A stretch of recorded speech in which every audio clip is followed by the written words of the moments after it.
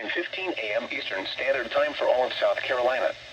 Had this been an actual warning, please think about what you do right now if you are at home, at work, or in your car. Know the tornado safety rules to protect yourself and your family. When a real tornado warning is issued, get to the interior, the lowest level of the building. Stay away from windows. Get as many walls as possible between you and the outside part of the structure. If you are in a mobile home or older manufactured home, leave it and get into a reinforced building or home. If you are caught outside and see the tornado close to you, try to get into a sturdy building.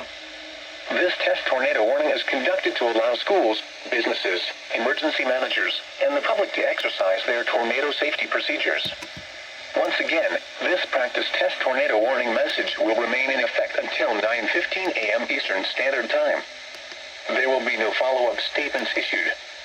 This concludes